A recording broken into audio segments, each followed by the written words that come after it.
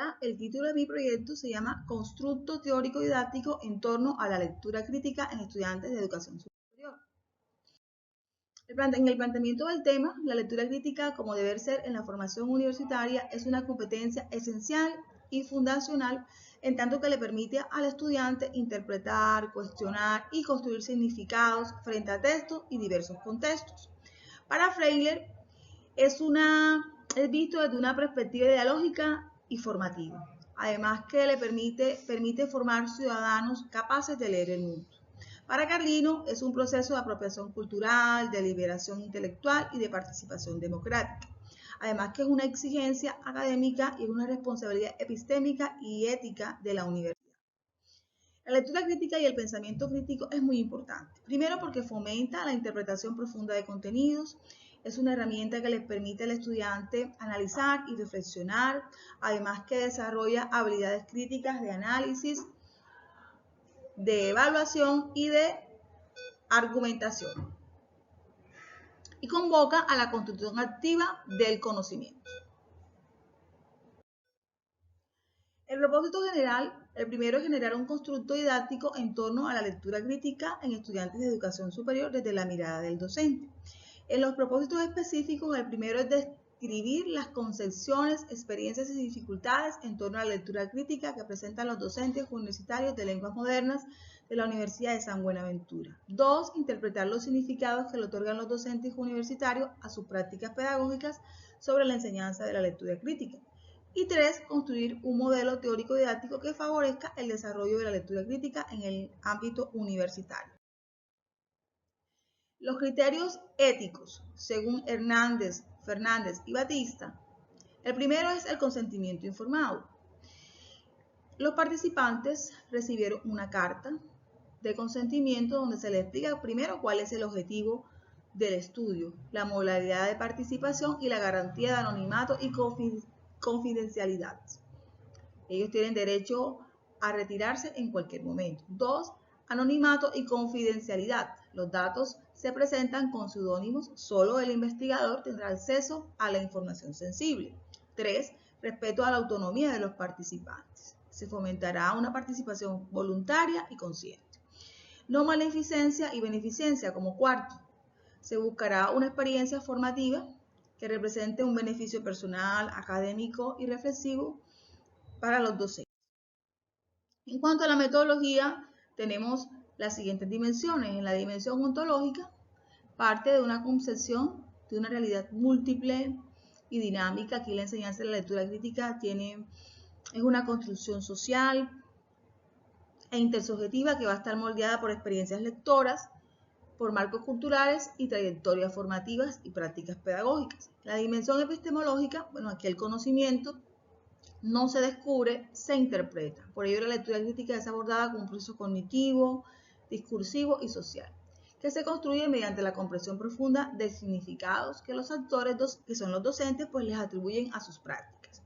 En la dimensión axiológica, la investigación tiene una intención formativa, comprensiva del fenómeno.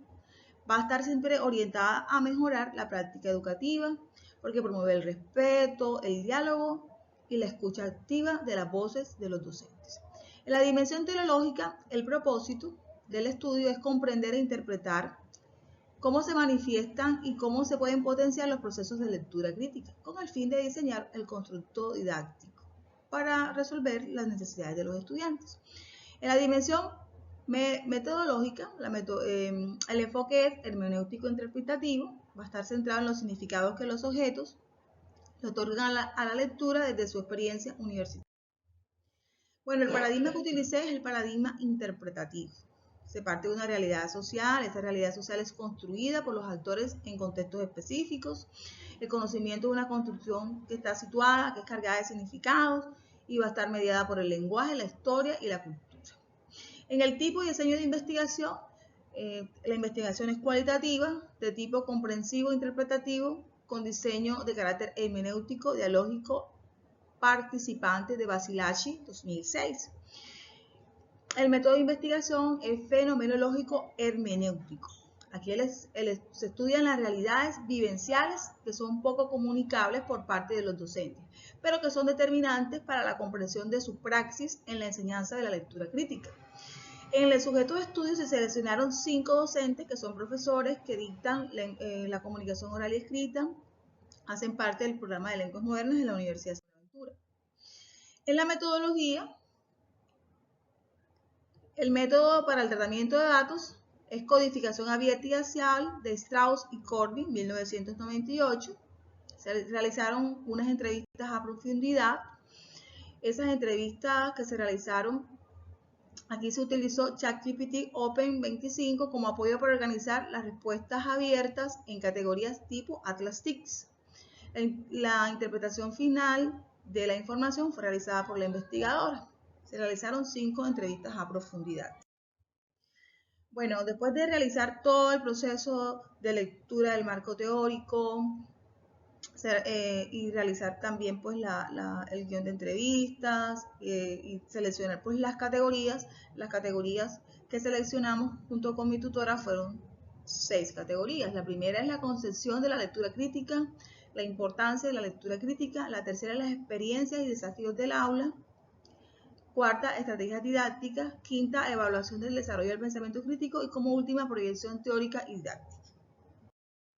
Bueno, aquí les voy a presentar la primera categoría, que es la concepción de lectura crítica. La concepción de lectura crítica de los docentes entrevistados. De ahí emergieron unas categorías axiales y unas categorías emergentes. Y está la respuesta literal que dio cada docente a esa categoría axial, de las cuales se desprendieron las emergentes. Por ejemplo, la primera categoría axial fue procesos cognitivos y argumentativos en la lectura crítica. De ahí emergieron las siguientes categorías emergentes: desarrollo del pensamiento complejo, leer, relacionar, debatir, producir.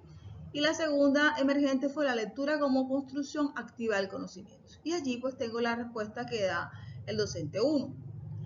La segunda categoría axial fue la lectura crítica y la formación integral. De ahí emergieron 3 emergentes, que fue la lectura crítica como práctica emancipadora, la humanización y la lectura formativa, y la crítica a la instrumentación del conocimiento. Esa fue la respuesta y aquí está la respuesta literal del docente 2, de acuerdo a esa categoría. La lectura crítica y habilidades cognitivas, que es la tercera categoría axial, de ahí salieron las siguientes categorías emergentes: lectura como mediación cognitiva y reflexiva, y la construcción de sentido y apropiación del conocimiento, y ahí está la respuesta literal del docente 3. La lectura crítica y análisis argumentativo, de ahí surgen 2 categorías emergentes, como son